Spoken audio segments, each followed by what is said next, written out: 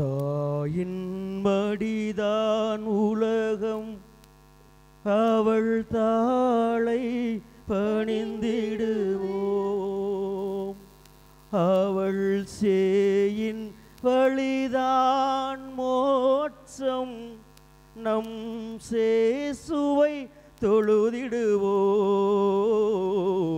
தாயின் மடிதான் உலகம் அவள் தாளை பணிந்திடுவோம்.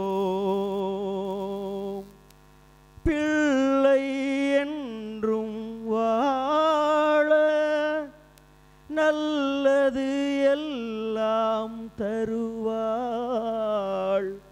பிள்ளை என்றும் வாழ நல்லது எல்லாம் தருவாள். அவள் அன்பு கருணை உருவாம் ஆண்டவன் தந்த அரும் பொருளாம். தாயின் மடிதான் உலகம் அவள் தாளை பணிந்திடுவோம். அவள் சேயின் வழிதான் மோட்சம் நம் சேசுவை தொழுதிடுவோம். தாயின் மடிதான் உலகம் அவள் தாளை பணிந்திடுவோம். இயேசுவுக்கே புகழ், இயேசுவுக்கே நன்றி, இயேசுவுக்கே மகிமை, இயேசுவுக்கே ஆராதனை. ஹல்லேலூயா. மரியே வாழ்க, மரியே வாழ்க. தாயின் மடிதான் உலகம். அந்த தாயின் மடியில்தான் உலகம் இருக்கிறது. அந்த தாயின் மடியிலே தவழ்ந்த நம் ஆண்டவராம் இயேசு கிறிஸ்துவினுடைய அந்த குழந்தை வடிவில்தான் மீட்பு இருக்கிறது, விண்ணகம் இருக்கிறது. அத்தகைய இந்த உலகத்தின் மீட்பரை, இந்த உலகத்தின் மனிதகுல மீட்பரை, நம் பாவங்களுக்காய் தன் இரத்தத்தை சிந்தி சிலுவையிலே நமக்காய் தன் இன்னுயிரை கொடுத்து வாழ்வு என்ற கொடையை நாம் எல்லோரும் பெற்றுக்கொள்ளும்படிக்காய் உயிர்த்து நம்மோடு வாழ்கின்ற இறைவனின் திருமகனை பெற்ற திருத்தாயாம் நம் இறை அன்னையின் புனித தாய் தூய் அன்னம்மாளுடைய மாபெரும் விழாவை இந்த நாளிலே நாம் மகிழ்ச்சியோடு கொண்டாடி கொண்டிருக்கிறோம். புதிய ஆடைகளோடு, அழகு நிறைந்த உள்ளத்தோடு, மகிழ்ச்சி நிறைந்த முகத்தோடும் இந்த வேளையிலே நாம் இந்த புனிதமிக்க அருள் தலத்திலே கூடியிருக்கின்றோம்.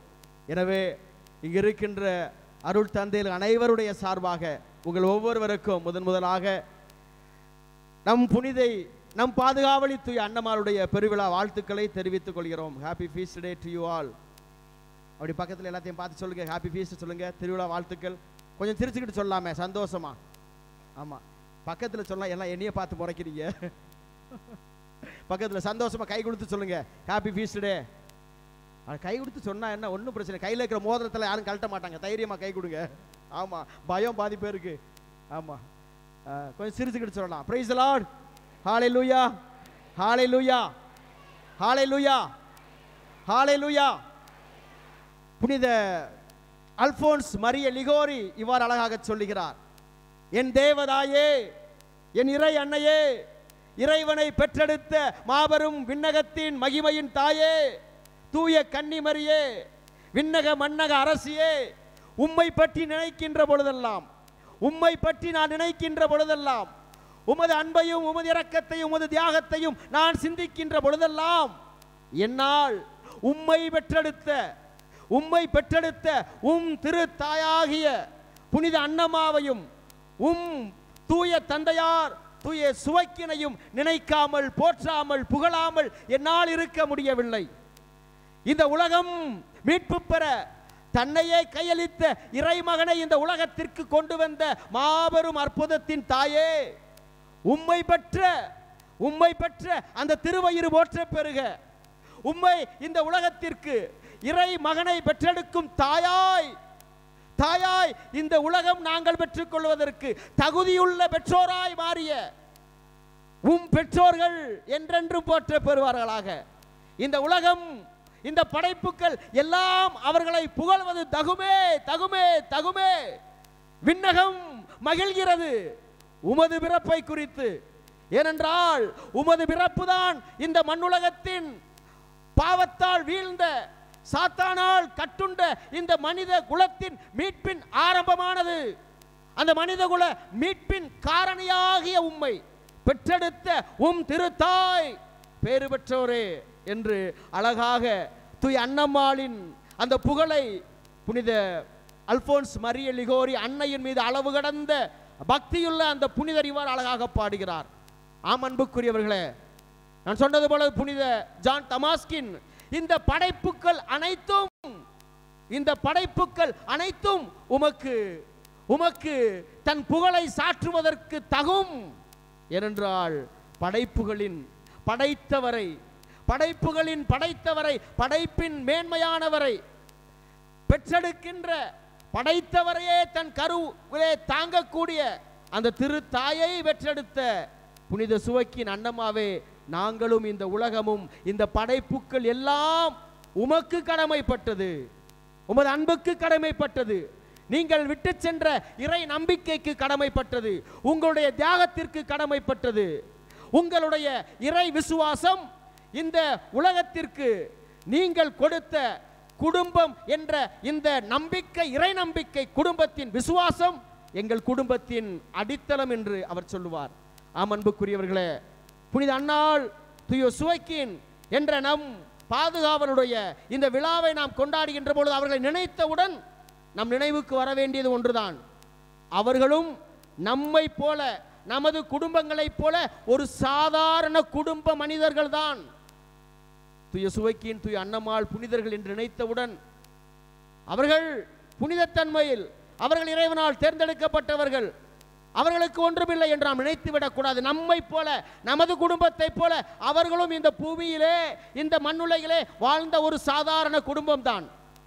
அவர்கள் வாழ்க்கையிலே துன்பம் இருந்தது, துயரம் இருந்தது, வேதனை இருந்தது, அவமானம் இருந்தது, தோல்விகள் இருந்தது, கஷ்டங்கள் இருந்தது. நம் குடும்பத்தில் இருக்கின்ற எல்லாம் அந்த குடும்பத்திலும் இருந்தது. நம் குடும்பத்திலே இருக்கின்ற எல்லா கவலைகளும், வேதனைகளும், நோய்களும், அவமானங்களும் அந்த குடும்பத்தில் இருந்தது. அன்புக்குரியவர்களே, அப்படி ஒரு சாதாரண ஒரு மனித குடும்பம் இந்த மண்ணுலகிலே வாழ்ந்தது. நம் குடும்பத்தை போன்ற ஒரு மனித குடும்பம். அந்த குடும்பத்திலே இன்னும் நமது குடும்பத்தை விட அதிகமான துன்பங்கள் இருந்தது, அதிகமான அவமானங்கள் இருந்தது, இழப்புகள் இருந்தது. கடின உழைப்பில் தான் தங்களுடைய குடும்பத்தை காப்பாற்றினார்கள். அவர்களுக்கு இருந்த ஒரு மாபெரும் அவமானம் பிள்ளை இல்லை, குழந்தையின்மை. அத்தனை சூழ்நிலையிலும் இறை நம்பிக்கையை இடைவிடாமல் பற்றி கொண்டு வாழ்ந்தார்கள். அவர்களை இணைத்து வைத்தது, அவர்களை பிணைத்து வைத்தது இறை நம்பிக்கை, இறை விசுவாசம். ஆக ஒவ்வொரு குடும்பத்தையும் கட்டி வைத்திருப்பது, இணைத்து வைத்திருப்பது, சேர்த்து வைத்திருப்பது இந்த இறை நம்பிக்கை. அதைத்தான் அவர்கள் நமக்கு கற்றுக் கொடுக்கிறார்கள். அது இறை நம்பிக்கை. இந்த இறை நம்பிக்கை புனித வாழ்வோடு, தூய வாழ்வோடு ஒன்றாய் கலந்தது. ஆக தூய வாழ்வு இல்லாமல் இறை நம்பிக்கை இல்லை, தூய வாழ்க்கை இல்லாமல், புனித வாழ்க்கை இல்லாமல் இறை நம்பிக்கை இல்லை, விசுவாசம் இல்லை. ஆக இந்த இறை நம்பிக்கை என்பது நமது தூய வாழ்வின் அடித்தளம். ஆக இரண்டாவதாக அவர்கள் நமக்கு கற்றுக் கொடுப்பது தூய வாழ்வு, தூய்மையான வாழ்வு. அவர்கள் வாழ்க்கையிலே அத்தனை பிரச்சனைகள், துன்பங்கள், வேதனைகள், அவமானங்கள் இருந்தாலும் ஒருபோதும் இறைவனுடைய கட்டளைக்கு எதிராய் அவர்கள் வாழ்ந்ததில்லை, பாவம் செய்ததில்லை, நேர்மையாளர்களாய் வாழ்ந்தார்கள். அவர்கள் வாழ்ந்த நேர்மைக்கும் தூய வாழ்வுக்கும் இறை நம்பிக்கைக்கும் கிடைத்த கைமாறு பரிசுதான் மாசற்ற அன்னை மரியாளை, இறைவனின் தாயை தங்கள் வயிற்றிலே, தங்கள் குடும்பத்திலே கொடையாய் பெற்றுக் கொண்டார்கள். திருத்தந்தை பிரான்சிஸ், நமது திருத்தந்தை அழகாக சொல்லுகிறார்கள், புனித அன்னா தூய சுவைக்கியனே, உங்களுடைய குடும்பத்தை நாங்கள் பின்பற்ற எங்களுக்கு அருள்தாரும். உங்களிடமிருந்த இறை நம்பிக்கை, தூய வாழ்வு, தியாகம், ஒருவரை ஒருவர் ஏற்று புரிந்து மன்னித்து ஒருவரை ஒருவர் ஜெபத்தினால் தாங்கிக் கொண்டீர்களே, அதன் கைமாறுதான் நீங்கள் இறைமகனை பெற்றெடுக்கின்ற இறை தாயை கைமாறாய் கொடையாய் பெற்றுக் கொண்டீர்கள். ஆக இறை மகனை பெற்றெடுக்கும் அந்த திருத்தாயை கொடையாய் பெற்ற நீங்கள் விண்ணகத்தின் சொந்தமாய், விண்ணகத்தின் குடும்பமாய் நீங்கள் மாறினீர்கள். எங்கள் குடும்பத்தின் அடையாளம், எங்கள் ஒவ்வொருவர் குடும்பத்தின் அடித்தளமும் முன்மாதிரியும் நீங்கள் தான். நாங்கள் இந்த மண்ணுலக குடும்பத்திலிருந்து விண்ணக குடும்பத்தின் சொந்தக்காரர்களாய், ஆபிரகாம், ஈசாக்கு, யாக்கோப்பு என்ற எங்கள் மூதாதையரின் குடும்பத்தில் நீங்களும் ஒருவராய் விண்ணக குடும்பத்தின் உறுப்பினர்களாய் நாங்களும் மாறுவதற்கு நீங்கள் எங்களுக்கு முன்மாதிரி என்று சொல்லுவார். அன்புக்குரியவர்களே, அன்புக்குரியவர்களே, அவ்வளவு சாதாரண ஒரு மனிதர்களாய் வாழ்ந்த அவர்கள்தான் புனிதர்களாய் மாறினார்கள். காரணம் என்ன? இறை நம்பிக்கை, தூய வாழ்வு, விசுவாசம், தான தர்மம், தவமும் ஜபமும். இறுதியாக தாங்கள் பெற்றுக்கொண்டதை விசுவசித்தார்கள். கடவுள் கொடுத்த வாக்குறுதியை நடக்கும், உறுதியாய் கிடைக்கும் என்று விசுவசித்தார்கள். அந்த விசுவாசத்தை அவர்கள் நம் சந்ததிக்கு கொடுத்தார்கள். பிரைஸ் தி லார்ட், ஹalleluya, ஹalleluya. ஆக நாம் இறைவனை நம்புவதால், இறைவனை விசுவசிப்பதால், கடவுள் மீது நான் நம்பிக்கை வைத்திருக்கிறேன், ஒவ்வொரு நாளும் திருப்பலியிலே பங்கு கொள்கிறேன், திருச்செபமாலை ஜெபிக்கிறேன், புனிதமாய் வாழ்கிறேன், நல்ல காரியங்களை செய்கிறேன், எனவே என் வாழ்க்கையிலே துன்பங்கள், துயரங்கள், வேதனைகள் வராது என்பதல்ல நமது நம்பிக்கை. இறைவனை முழுமையாய் பின்பற்ற பின்பற்ற, கடவுளின் வார்த்தையை விசுவசிக்க விசுவசிக்க, தூய வாழ்வு வாழ வாழ உங்கள் வாழ்க்கையிலே துன்பங்கள், துயரங்கள், வேதனைகள், சோதனைகள், அவமானங்கள், தோல்விகள் எல்லாம் வரும், எல்லாம் வரும். நம் மார்க்கு நற்செய்தியிலே 4வது அதிகாரம் 35 முதல் 41 முதல் ஒரு நிகழ்ச்சியை நாம் வாசிக்கின்றோம். கலிலேயா கடலிலே சீடர்கள் பயணம் செய்கிறார்கள். கலிலேயா கடலிலே சீடர்கள் பயணம் செய்கிறார்கள். அந்த பயணம் செய்த படகிலே இயேசு இருக்கிறார். அவர்கள் பயணம் செய்த போது புயல் வருகிறது. அவர்கள் ஐயோ என்று கதறுகிறார்கள், கத்துகிறார்கள். சாவு பயம் அவர்களை நெருக்குகிறது, மரண பயம் அவர்கள் கண்முன் தெரிகிறது. ஆனால் இயேசு உறங்கிக் கொண்டிருக்கிறார். இயேசு அவர்கள் படகிலே இருந்தார். அப்பொழுது அவர்கள் வாழ்க்கையிலே புயல் வீசியது. இயேசு இருந்த படகில் தான் புயல் வீசியது. இயேசு அமர்ந்திருந்த படகில் தான் புயல் வீசியது. இயேசு உறங்கிக் கொண்டிருந்த படகில் தான் புயல் வீசியது. பிரைஸ் தி லார்ட், ஹalleluya. அவர் நம்மோடு இருந்தாலும் புயல் வீசும். ஆனால் நாம் எப்பொழுது, சீடர்கள் எப்பொழுது இயேசுவை பார்த்தார்களோ அப்பொழுதுதான் அந்த புயல் அடங்கியது. கடலை பார்த்தார்கள், பயம் வந்தது. கடலை பார்த்தார்கள், பயம் வந்தது. புயலை பார்த்தார்கள், மரண பயம் வந்தது.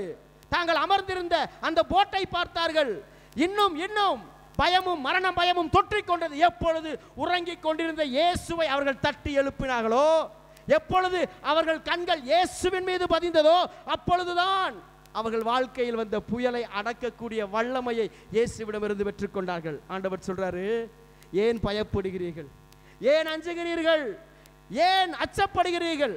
இன்னும் உங்களுக்கு விசுவாசம் இல்லையா? ஆக புயல் அடிக்கின்ற நம் வாழ்க்கையில, புயல் அடிக்கின்ற நம் வாழ்க்கையில, நினைக்காத காரியங்கள் நடக்கின்ற நம் வாழ்க்கையில, எதிர்பாராத காரியங்கள் நடந்துவிட்டது என்று நீங்கள் அல்லல் படுகின்ற பொழுது, அலறுகின்ற பொழுது, பயப்படுகின்ற பொழுது, எல்லாம் முடிந்து விட்டது, நான் இனிமேல் தற்கொலை செய்து கொள்ள வேண்டியதுதான் என்ற சூழ்நிலைக்கு நீங்கள் தள்ளப்படுகின்ற பொழுது, உங்கள் படகிலே இருக்கிற இயேசுவை பாருங்கள். உங்கள் வாழ்க்கை என்னும் படகில் இருக்கிற இயேசுவை பாருங்கள். அன்புக்குரியவர்களே, மோசேயுடைய வாழ்க்கையிலே பார்க்கிறோம். ஆண்டவர் அவருக்கு ஒரு மாபெரும், ஒரு பெரிய திட்டத்தை கொடுத்திருந்தார். பெரிய திட்டத்தை கொடுத்திருந்தார். 6 லட்சம் மக்களுக்கு மேலாய் இருந்தவர்களை எகிப்தில் இருந்து, அவர் பார்வோனினுடைய அந்த அடிமை தனத்திலிருந்து வாக்களிக்கப்பட்ட கானான் நாட்டிற்கு அழைத்து செல்லுகின்ற மாபெரும் பணியை ஆண்டவர் அவருக்கு கொடுத்திருந்தார். ஆண்டவர் அவருக்கு கொடுத்திருந்தார். அவர்கள் சென்ற வாழ்க்கையில ஆண்டவர் சொன்னார், இதோ உங்களுக்கு பாலும் தேனும் மகிழ்ச்சியும் நிறைவும் சமாதானமும் சந்தோஷமும் எல்லா நிறைவும் இருக்கின்ற கானான் தேசத்திற்கு உங்களை நான் அழைத்து செல்வேன் என்று மட்டும்தான் ஆண்டவர் சொன்னார். ஆனால் அவர்கள் சென்ற பாதையிலே பசி வந்தது, மரண பயம் வந்தது, செங்கடல் குறுக்கிட்டது, அவர்களுக்கு உணவில்லை, தண்ணீர் இல்லை, அவர்கள் எதிரிகளால் சூழப்பட்டார்கள். எத்தனையோ இன்னல்கள், துயரங்கள், துக்கங்கள். பாலைவனத்திலே 40 ஆண்டுகளாய் அவர்கள் அலைந்து திரிந்தார்கள். அதை குறித்தெல்லாம் ஆண்டவர் ஒருபோதும் அவர்களிடத்திலே பேசவில்லை. மோசே ஒருபோதும் அதை குறித்து அவரிடத்திலே பேசவில்லை. நீங்கள் பாலும் தேனும் பொழிகின்ற நாட்டிற்கு போக போகிறீர்கள், எனவே உங்கள் வாழ்க்கையிலே துன்பங்கள் வரும், துயரங்கள் வரும், வேதனைகள் வரும், மரண பயம் வரும், அச்சம் வரும், உணவு இருக்காது, நோய் இருக்காது, நோய் இருக்கும், உணவு இருக்காது, உங்களுக்கு நீர் இருக்காது என்பதை குறித்தெல்லாம் அவர் பேசவில்லை.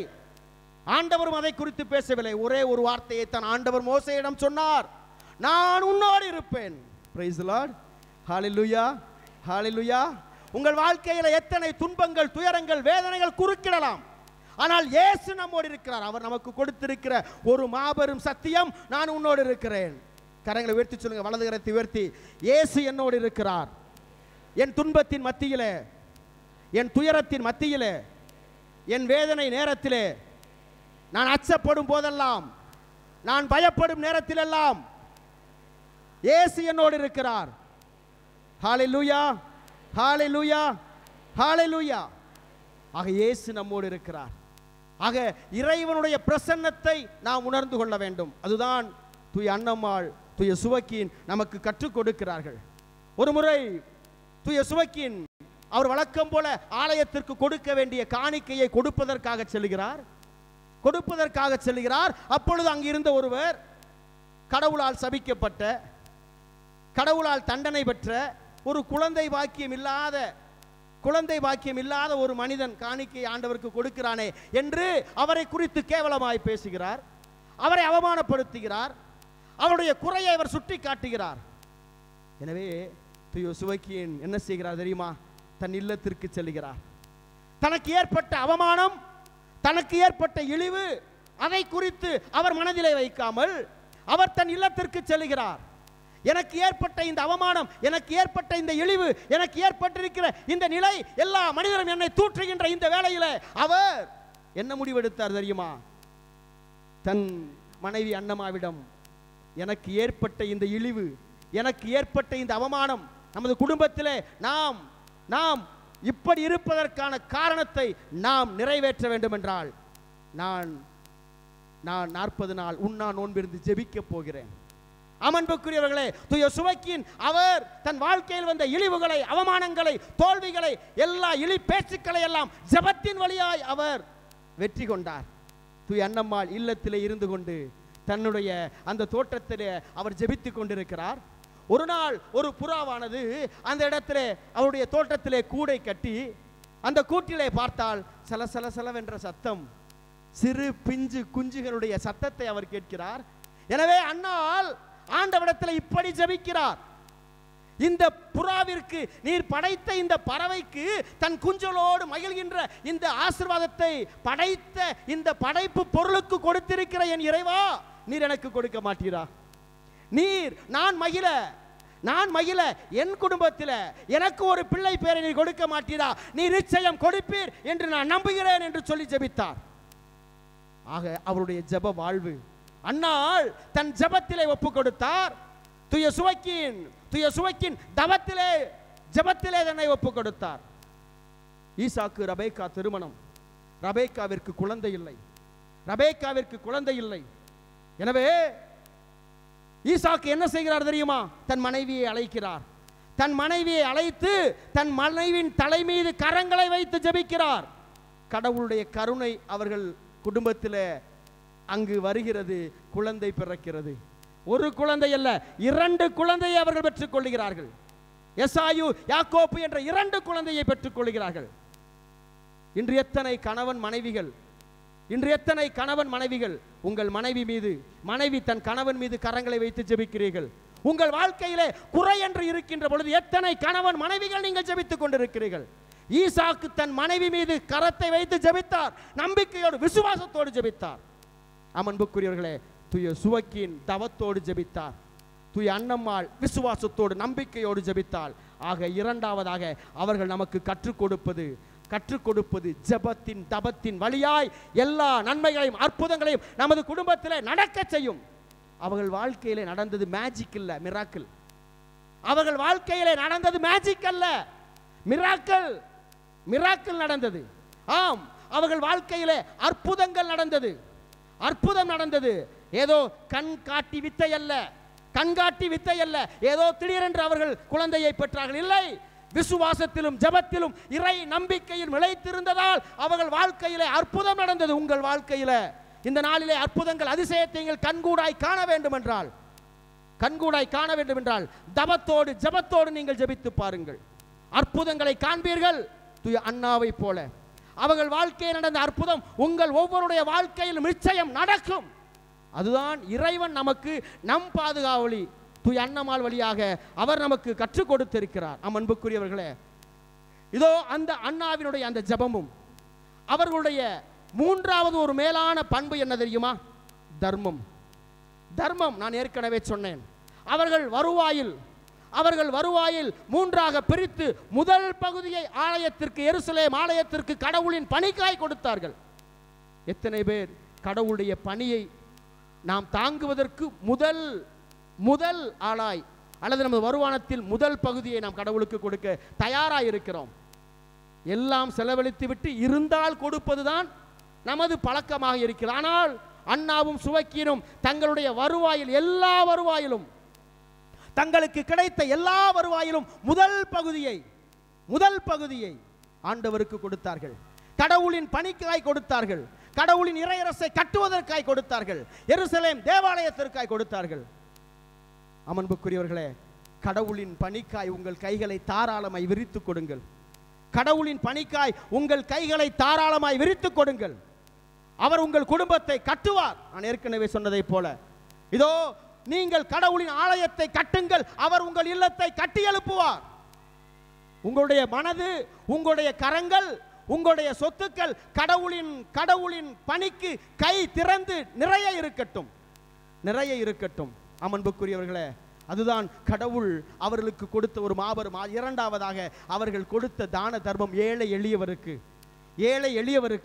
தோபித் புத்தகத்தில் நாம் வாசிக்கின்றோம், என் மகனே, இதோ நீ தர்மம் செய்ய ஒருபோதும் தயங்காதே.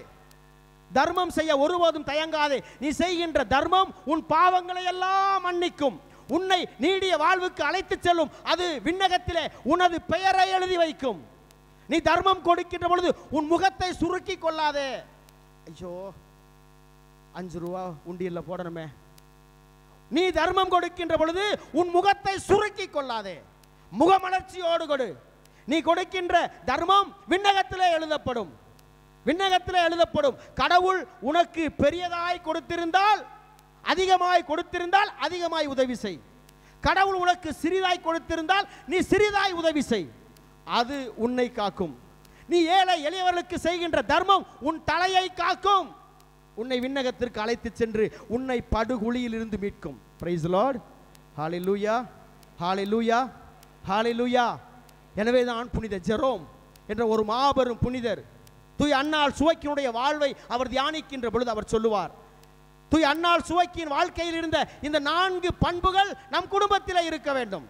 ஒன்று, இறை நம்பிக்கை. நமது வீடுகளானது செங்கலால் மணலால் கட்டப்பட்டிருக்கலாம், ஆனால் அது அன்பினாலும் மன்னிப்பினாலும் இரக்கத்தினாலும் ஏற்றுக்கொள்வதாலும் ஒருவருக்கொருவர் உதவி செய்வதாலும் கட்டப்பட வேண்டும். அந்த இறை நம்பிக்கை தங்கள் குழந்தைகளுக்கு அது கொடுக்கப்பட வேண்டும். நமக்கு எல்லோருக்கும் தெரியும், நம்ம எல்லோரும் நமது தாத்தா பாட்டிகளால் தான் நமது விசுவாசத்தை கற்றிருப்போம். அவர்கள் நம்மை கையை பிடித்து அழைத்து வந்ததுதான் இந்த ஆலயத்தின் விசுவாசம். அவர்கள் நமது கையை பிடித்து இதுதான் இயேசு, இதுதான் மாதா, இதுதான் சூசையப்பரு என்று அவர்கள் கற்றுக் கொடுத்ததுதான் நமக்கு விசுவாசம். ஆக இயேசு கிறிஸ்துவின் தாத்தா பாட்டிகளான தூய சுவைக்கின் அன்னமால் அன்னை மரிக்கு தாங்கள் பெற்றிருந்த அந்த இறை நம்பிக்கை, விசுவாசத்தை, ஜெபத்தின் வல்லமையை தங்கள் குழந்தை அன்னை மரியாளுக்கு கொடுத்தார்கள். இறைவன் தங்களுக்கு கொடுத்ததை இறைவனுக்கு அர்ப்பணித்தார்கள். ஆக இறை நம்பிக்கையை நீங்கள் உங்கள் சந்ததிக்கு நீங்கள் பெருக்கி வையுங்கள், சேர்த்து வையுங்கள், கடத்துங்கள். Pass your faith to the younger generation, to your children, not anything else. Do not store up any gold or anything of this world. இந்த உலகத்திலே நீங்கள் உங்கள் பிள்ளைகளுக்கு சொத்தையோ பொன்னையோ வீடையோ நிலங்களையோ புலங்களையோ எதுவும் சேர்க்க வேண்டாம். விசுவாசத்தை உங்கள் பிள்ளைகளுக்கு நீங்கள் சேர்த்து வையுங்கள், அது விண்ணகத்திற்கு அவர் அழைத்து செல்லும்.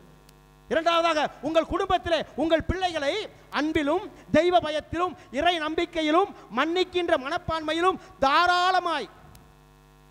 தாராளமாய் இறைவனுக்கும் பிறருக்கும் ஏழைகளுக்கும் கொடுக்கின்ற பழக்கத்தை கற்றுக் கொடுங்கள், பழக்கத்தை கற்றுக் கொடுங்கள் என்று சொல்லுவார்.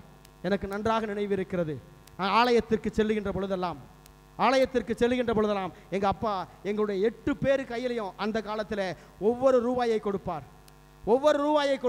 காணிக்கை சமயத்தில் அந்த காணிக்கை தட்டிலே அந்த 1 ரூபாயை போடுகின்ற பொழுது ஏதோ ஒரு 10,000 ரூபாய் கொடுத்த ஒரு நிம்மதி எங்களுக்குள்ளே வரும். அந்த முகத்தில் ஒரு மலர்ச்சி வரும், அந்த முகத்திலே ஒரு சந்தோஷம் வரும். நான் பெங்களூரில் ஒரு இல்லத்தில் என்னுடைய குருமட மாணவர்களுக்காக உதவிக்காக நான் சென்றிருந்தேன். அப்பொழுது அந்த இல்லத்திலே ஜெபித்து விட்டு நான் அமர்ந்திருக்கின்ற பொழுது அந்த பெற்றோர் தங்களுடைய சிறு வயது குழந்தை, 1.5 வயதுதான், சிறு வயது குழந்தையிடம் ஒரு கவரை கொடுத்து அவர்கள் என்னிடம் கொடுத்தார்கள்.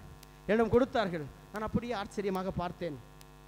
எனது பெற்றோர் எனக்கு கற்றுக் கொடுத்த அந்த தியாகம், கடவுளுக்கு கொடுக்கின்ற அந்த நினைவுகள் எனக்கு வந்தது. அவரிடத்திலே கேட்டேன், ஏன் சின்ன பிள்ளைகிட்ட கொடுக்க சொல்றீங்க? ஃபாதர், என் குழந்தை இப்பொழுதே கற்றுக்கொள்ள வேண்டும், கடவுளுக்கும் கடவுளின் பணிக்கும் நீ இப்பொழுதே கொடுக்க நீ கற்றுக்கொள் என்று அந்த குழந்தை அதை கொடுக்கின்ற பொழுது எவ்வளவு ஆனந்தமாய் சந்தோஷமாய் கொடுத்தது என்று தெரியுமா? உங்கள் பிள்ளைகளுக்கு தாராள உள்ளத்தோடு இருக்க கற்றுக் கொடுங்கள். அதுதான் அன்னம்மாள் சுவைக்கின் கற்றுக் கொடுத்தது. 3ஆவதாக தூய ஜெரோம் சொல்லுகிறார், அவரிடத்திலே தர்மம் இருந்தது, ஜெப வாழ்வு இருந்தது. 4ஆவதாக கடவுள் தங்கள் வாழ்க்கையிலே அற்புதம் செய்வார், அதிசயம் செய்வார் என்ற கடவுளின் வாக்குறுதியை இறுதி வரை பற்றி கொண்டு வாழ்ந்தார்கள். உங்கள் பிள்ளைகளுக்கு நீங்கள் தூய வாழ்வை கற்றுக் கொடுங்கள், புனிதத்தோடு வாழ வேண்டும் என்று கற்றுக் கொடுங்கள். ஏனென்றால் சீராக் புத்தகம் சொல்கிறது, கடவுள் நம்பிக்கையின்றி, இறை நம்பிக்கையின்றி, தெய்வ பயமின்றி பிள்ளைகளை வளர்ப்பதை விட பிள்ளை பெறாமல் இருப்பது நலம். ஆக என் பிள்ளைகள் தெய்வ பயத்திலே வளரவில்லை என்றால், இறை நம்பிக்கையிலே வளரவில்லை என்றால் எனக்கு பிள்ளைகள் இருந்தும் பயனில்லை. பிள்ளைகள் கடவுள் கொடுக்கின்ற ஆசீர்வாதம், நான் பெற்றுக்கொண்டது அல்ல. அகுஸ்தினார் சொல்லுவார், உங்கள் பிள்ளைகள் அல்ல, உங்கள் வழியாய் பிறந்த பிள்ளைகள் கடவுளின் பிள்ளைகள். ஆக கடவுளின் பிள்ளையை நீங்கள் வளர்க்கிற பேற்றை எல்லா பெற்றோர்களும் பெற்றிருக்கிறீர்கள். ஆக அன்னை மரியின் பெற்றோரை கொண்டாடுகிறோம் என்றால், என் அன்பு பெற்றோர்களே, உங்கள் பிள்ளைகளுக்கு நீங்கள் எதை கொடுக்கிறீர்கள்? உங்கள் பிள்ளைகளுக்கு நீங்கள் எதை கற்றுக் கொடுக்கிறீர்கள்? யாரை கொடுக்கிறீர்கள் என்பது முக்கியம். சுவைக்கின் அன்னம்மாள் தன் அன்பு மகள் இறை மகனை பெற்றெடுத்த அந்த தாய்க்கு விசுவாசத்தை கற்றுக் கொடுத்தார், ஜெபத்தை கற்றுக் கொடுத்தார், கடவுளின் கட்டளைகளை கடைபிடித்து வாழ்கின்ற தூய வாழ்வை கற்றுக் கொடுத்தார். நம் பிள்ளைகள் தாறுமாறான வாழ்க்கையை வாழ்ந்தால் அது நமதான் பொறுப்பு. கண்டித்து திருத்துங்கள். தவறான வழியில் சென்றால் கண்டித்து திருத்துங்கள். ஆலயத்திற்கு வரவில்லை என்றால் கண்டித்து திருத்துங்கள். ஜெபத்திற்கு வரவில்லை என்றால் கண்டித்து திருத்துங்கள். பெற்றோர்கள் நீங்க தான் உங்கள் குடும்பத்தின் முன் மாதிரி. அன்னாள் சுவைக்கினை போல நீங்கள் சாட்சிகள். You are the witness for the faith in your family. You are the witness. You are called to be the witness. ஒவ்வொரு பெற்றோரும் சாட்சிகளாய் வாழ அழைக்கப்பட்டிருக்கிறீர்கள். சாட்சிகளாய், உங்கள் பிள்ளைகளுக்கு சாட்சிகளாய். நீங்க கோயிலுக்கு வந்தா தான் உங்க பிள்ளை கோயிலுக்கு வரும். நீங்கள் ஒரு இல்லத்திற்கு சென்றிருந்தேன், ஒரு முறை இல்லத்திற்கு சென்றிருந்தேன். சண்டை ஒரு 2 சின்ன பிள்ளைங்களுக்கு. அந்த பையன், அப்பா, என் வாழ்க்கையில் கேட்காத கெட்ட வார்த்தைகளை அவன் பேசிக்கொண்டிருந்தான். அவனை கூப்பிட்டு நான் கண்டித்து, என்னடா இப்படி பேசுற, யாரா உனக்கு கற்றுக் கொடுத்தது? அந்த சிறு குழந்தை என்ன சொன்ன தெரியுமா? என் அப்பாவும் அம்மாவும் சண்டை போடுகின்ற பொழுது இந்த வார்த்தைகளை எல்லாம் உச்சரிப்பார்கள். அந்த குழந்தைக்கு என்னவென்று தெரியாத வார்த்தையை அந்த பையன் சொல்லி சண்டை போடுறான். காரணம், என் பெற்றோரிடமிருந்து கற்றுக்கொண்டேன். என் பெற்றோர்கள் சண்டை போடுகின்ற பொழுது இத்தனை கெட்ட வார்த்தைகளை பேசுவார்கள், நானும் பேசுகிறேன். அப்ப கோவம் வந்தா இப்படித்தான் பேசணும். ஒரு பையனிடம் கேட்டேன், ஏண்டா கோயிலுக்கே வர்றதில்லை? எங்க அப்பா அம்மா போக மாட்டேங்காங்க, நான் ஏன் போகணும்? எங்க அப்பா அம்மா என்ன சொல்லிக்கிட்டே கோயிலுக்கு போ. அவங்க அப்பா சொல்றாங்க, ஃபாதர் இவனை எப்ப பார்த்தாலும் கோயிலுக்கு போன்னு சொல்லிக்கிட்டே இருக்கிறேன், கோயிலுக்கு போக மாட்டேங்கான் ஃபாதர், நீங்க நல்ல புத்தி சொல்லுங்க. நீ ஆலயத்திற்கு வராத பொழுது, நீங்கள் ஆலயத்திற்கு வராத பொழுது உங்கள் பிள்ளைகள் எப்படி ஆலயத்திற்கு வருவார்கள்? உங்கள் பிள்ளைகள், எங்க அப்பா எங்க 8 பேருக்கும் ஞாயிற்றுக்கிழமை ஆச்சுன்னா எல்லாருக்கும் எங்களோட யூனிஃபார்ம் ஒயிட் அண்ட் ஒயிட். எங்க அப்பா ஒயிட் அண்ட் ஒயிட் போட்டிருப்பாங்க, நாங்க பிள்ளைங்கள் எல்லாரும் ஒயிட் அண்ட் ஒயிட். எல்லாம் போட்டு குடும்பமாக ஒரே இடத்துல உட்கார்ந்திருப்போம், எல்லாருக்கும் தெரியும். அப்படி ஒரே இடத்துல உட்கார்ந்திருப்போம். ஆக பெற்றோர்கள் தான் பிள்ளைகளின் முதல் முன் மாதிரி, அவர்கள் தான் அவர்களுடைய முதல் திருவிவிலியம், அவர்கள் தான் அவருடைய முதல் திருவடி. அன்புக்குரியவர்களே, அன்னாள் சுவைக்கினை போல உங்கள் குழந்தைக்கு கடவுளை கொடுங்கள், உங்கள் குழந்தைக்கு கடவுளின் தெய்வ பயத்தை கொடுங்கள், இறை நம்பிக்கையை கொடுங்கள், ஜெபிக்கின்ற பழக்கத்தை கற்றுக் கொடுங்கள். இறுதியாக தாராள உள்ளத்துடன் இருக்க வேண்டும் என்ற எண்ணத்தை அவர்களுக்குள்ளே புகுத்துங்கள். தாராள உள்ளத்தோடு இருக்க வேண்டும் என்ற அவர்களுக்குள்ளே அந்த எண்ணத்தை புகுத்துங்கள். நான்காவதாக அவர்களைப் போல கடவுள் கொடுத்ததை அவருக்கு கொடுத்து நன்றி செலுத்துங்கள். தாங்கள் பெற்றுக்கொண்ட அந்த குழந்தையை இறைவனுக்கே அர்ப்பணித்து இறைவனுடைய ஆலயத்திலே 3 வயது ஆன பின்பாக அன்னை மரியாளை அவர்கள் ஆலயத்திலே காணிக்கையை ஒப்புக் கொடுத்தார்கள். இறைவனை உங்களுக்கு காணிக்கையாக்குங்கள். புனித அன்னாவினுடைய இந்த பண்புகள், இறை நம்பிக்கையிலே வளர்வோம், ஜெப தபத்திலே வளர்வோம், பிறருக்கு தான தர்மங்கள் செய்வோம், நாம் நமது பிள்ளைகளுக்கு முன்மாதிரியாய் இருப்போம்.